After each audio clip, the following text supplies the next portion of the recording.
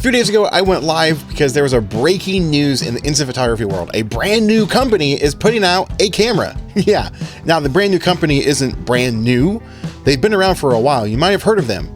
Their name is TTArtisan, or as I like to say, tt-artisan. But they've entered into the instant camera world with their brand new camera, the 203T or 203T.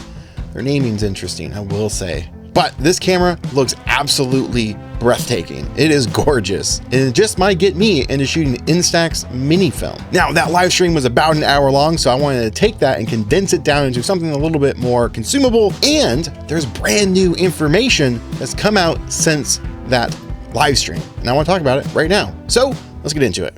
I'm just another Chris.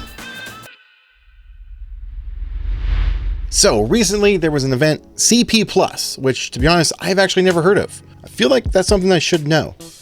Well, they were there at a booth, and they're typically known for like lenses and some other accessories for photography, but they decided to unveil a brand new Instax mini camera, foldable and full manual control. And this thing looks sleek, breathtaking, gorgeous. I need it.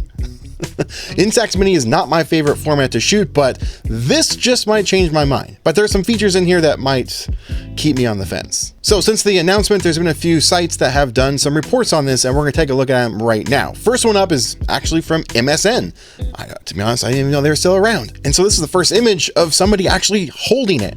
That is pretty dang sleek, small, compact. But if you look at this photo, you can hold it in one hand, and that's with it open. When you close it, it's going to be pretty sleek. It just may slide into a pocket. And it might be big, but it could fit in your front pocket, maybe your back. And here it is closed, and it's in the palm of someone's hand. Now, it's taking up the whole hand, but that is still pretty sleek. One of the really cool things about this camera is no batteries required. Now, I don't know if it means required in the sense that you don't need them at all, or it does have an option, because maybe it does have a hot shoe that you could attach some accessories to.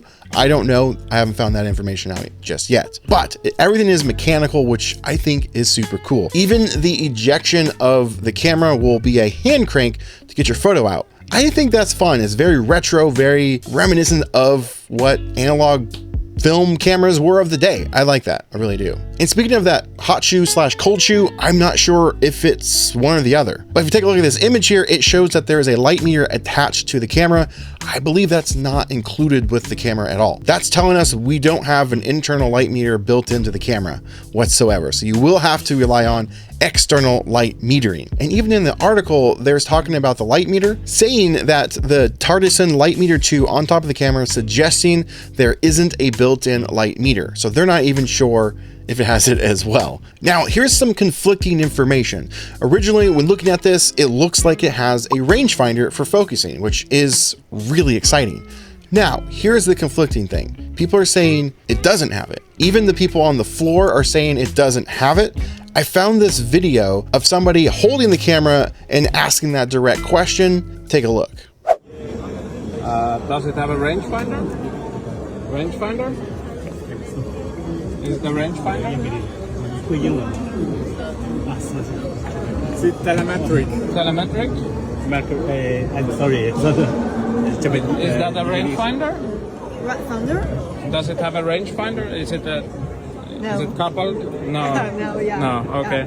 Yeah. So it's just a...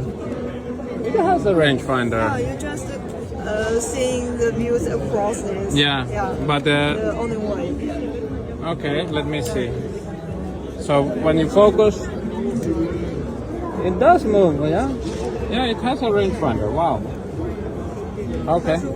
I don't know if it was just a language barrier mistranslation, because he said looking through the lens, it is a rangefinder, but they're saying it's not. So I'll be curious to see when the official announcement comes out from them, but I have a feeling it is. If you just look at the pictures, it looks like it has it. Now, some of the new information that's come out, it's a little bit better, not worse, because the shutter speed and the aperture control of this camera was a huge selling point to a lot of people for this. If you take a look at the Mint RF70 camera, you know I don't really like it. I'm not a huge fan of that camera for a lot of reasons, but one of the main ones, outside of their QC problems, is the shutter speed is not fast enough for the film stock. You're required to use an ND filter if you want to shoot it outside and take advantage of any of the manual control cool options that camera has.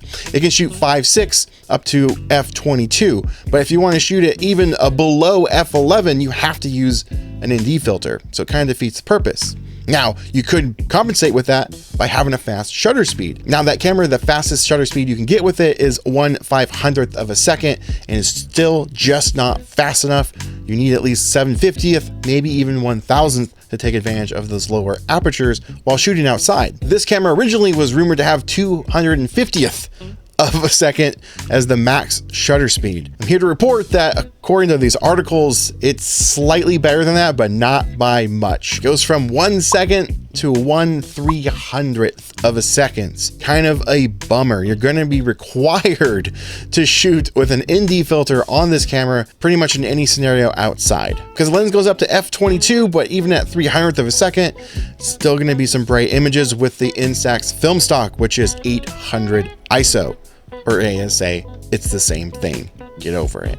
But the really cool thing about this is it is going to be a low light king or queen. When it comes to instant cameras, especially with the manual control features, it has an aperture of 3.5. That is the lowest, widest opening of an aperture for an instant camera that's ever been produced. Not including the nons cameras where you put your own lenses on there. We're not talking about that. We're talking about lenses that come fixed on the camera from the factory. And speaking of the lens, it is 75 millimeters, equivalently to 43 millimeters. And I might have missed it in the articles, but there's no mentioning that it's a glass lens.